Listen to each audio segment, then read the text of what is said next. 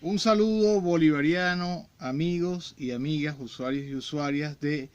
la Radio Nacional de Venezuela y de su programa Enigmas del Poder.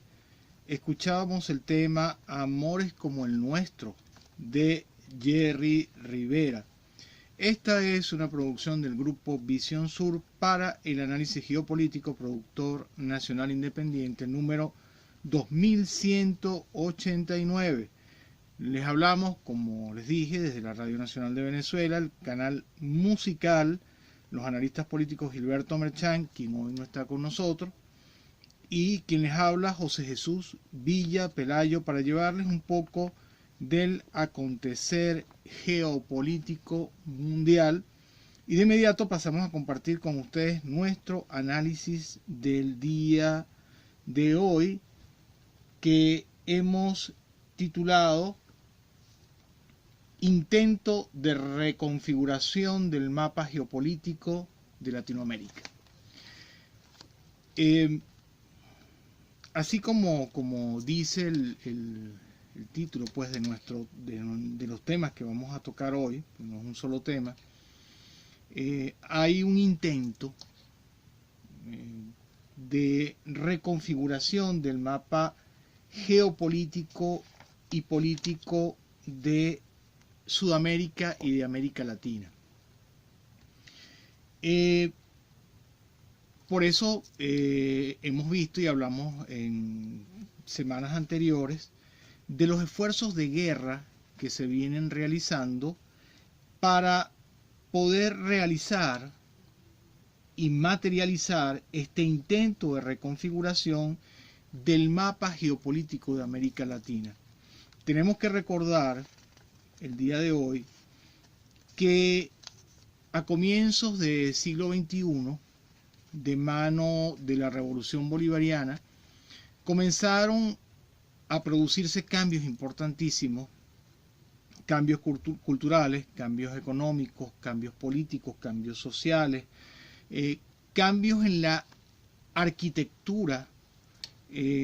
como dije, económica, política, cultural de América Latina. Esta nueva configuración, esta nueva arquitectura geopolítica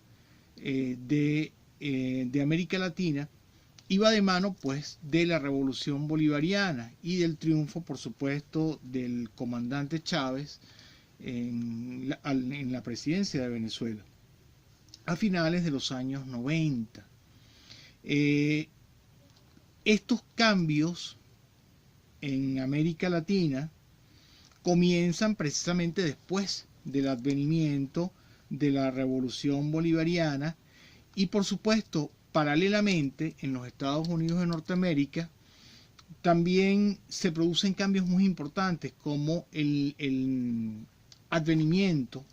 de la presidencia y el comienzo de la presidencia, o de lo que se ha dado en llamar la era Bush, la era de George Bush Jr., que también tiene un enorme significado en la geopolítica mundial. Y en ese momento de cambios profundos, en ese momento de cambios de paradigma que se están produciendo o que se estaban produciendo en América Latina desde Venezuela, impulsados estos cambios de paradigma desde Venezuela, pero también como dije, paralelamente en los Estados Unidos de Norteamérica se va produciendo el proceso inverso. ¿Cuál es este proceso inverso?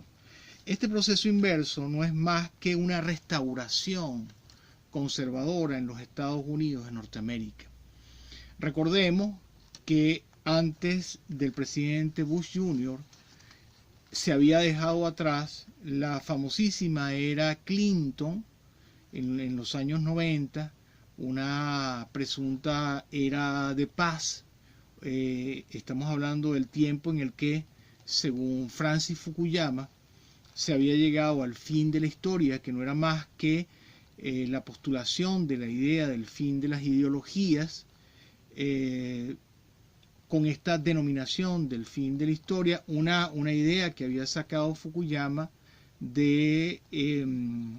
gran pensador y filósofo alemán Hegel. Pero tenemos entonces en los Estados Unidos de Norteamérica, paralelamente con el nacimiento de la Revolución Bolivariana, con el nacimiento del llamado latinoamericanismo en Latinoamérica, en contraposición con el panamericanismo que se había instaurado que habían instaurado que se había instaurado en América Latina también. Y en los Estados Unidos pues vemos este renacimiento conservador de la mano del presidente Bush. Pero tras este renacimiento conservador estaba un movimiento que desde los años 70 venía penetrando todas las capas y estructuras de la política y del establishment estadounidense. Estoy hablando del movimiento neoconservador, del cual hemos hablado muchísimo a través de muchos años en este programa, del movimiento neoconservador. Ese movimiento neoconservador se había materializado en los Estados Unidos a través de una institución llamada el Comité para el Peligro Presente. Luego de hacer este análisis voy a volver al presente para conectar ese pasado del Comité del Peligro Presente con lo que está sucediendo en este momento en los Estados Unidos de Norteamérica y por supuesto las consecuencias del restablecimiento de este Comité para el Peligro Presente y de la más grosera cúpula, digamos, del movimiento neoconservador en los Estados Unidos, en la Casa Blanca, en el Pentágono, en el Departamento de Estado. Entonces, este Comité para el Peligro Presente había estado presente, precisamente filtrándose en todas las instituciones del gobierno de los Estados Unidos, incluso desde la era de Jimmy Carter. Recordemos que Jimmy Carter no era muy amigo de los neoconservadores que lograron filtrarse en el gobierno. Poco a poco lo hicieron con más propiedad en el gobierno del presidente Ronald Reagan. Recordemos todo lo que sucedió en ese tiempo, que es el tiempo precisamente de la restauración, del nacimiento de la restauración conservadora, después de que todos los movimientos de pseudoizquierda o de izquierda, la izquierda de los partidos o del Partido Republicano en los Estados Unidos de Norteamérica había tomado enorme auge. Entonces llegamos a la presidencia de Bush Jr., donde por fin los neoconservadores fundamentalmente toman el poder, diseñan un proyecto para el futuro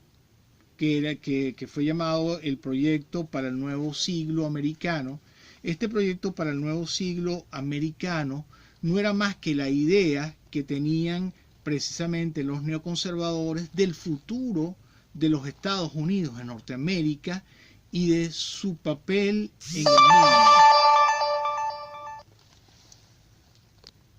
Evidentemente,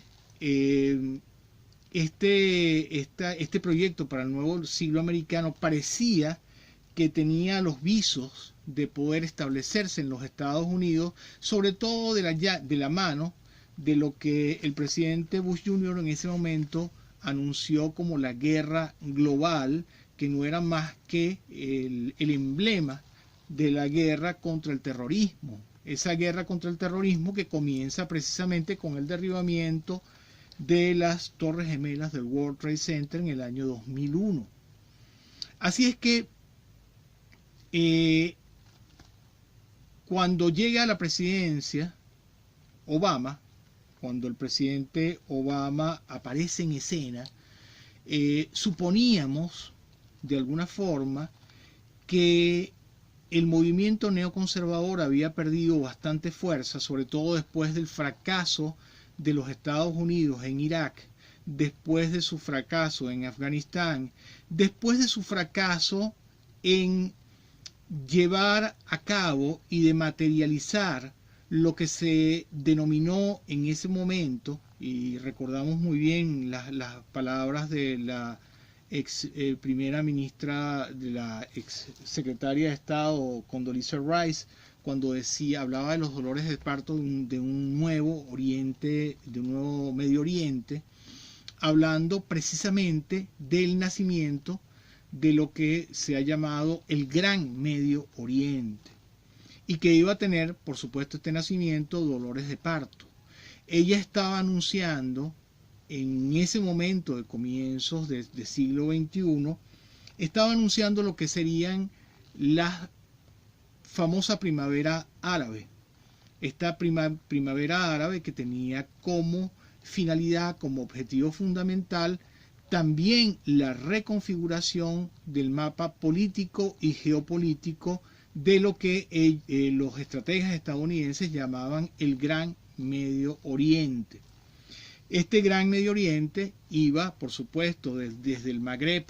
en África occidental, hasta Asia Central, hasta Afganistán, Pakistán. Y la idea era precisamente no solamente la reconfiguración de este mapa geopolítico del Gran Medio Oriente, sino por supuesto también la reconfiguración del mapa geopolítico y político de Europa, del Extremo Oriente, de todas las periferias euroasiáticas de Rusia, y por supuesto la reconfiguración del mapa político y geopolítico de América Latina, porque ya ellos veían, los estrategas estadounidenses y fundamentalmente los estrategas del proyecto para el nuevo siglo americano, es decir, los neoconservadores cabalistas, veían cómo se estaban produciendo cambios en Venezuela, veían cómo se comenzaban a producir cambios en América Latina. Recordemos aquel rechazo rotundo que se tuvo en aquella famosa cumbre de las Américas contra el presidente Bush, y por supuesto también el intento de golpe de Estado contra el presidente Hugo Chávez muy poco antes de la invasión estadounidense a Irak. Ya se vislumbraba, o ya vislumbraban, en el panorama futuro, en el horizonte de América Latina, una nueva América Latina. Esa nueva América Latina de la cual formamos parte y disfrutamos enormemente, esa nueva América Latina con sus nuevos paradigmas, con su nueva arquitectura vital,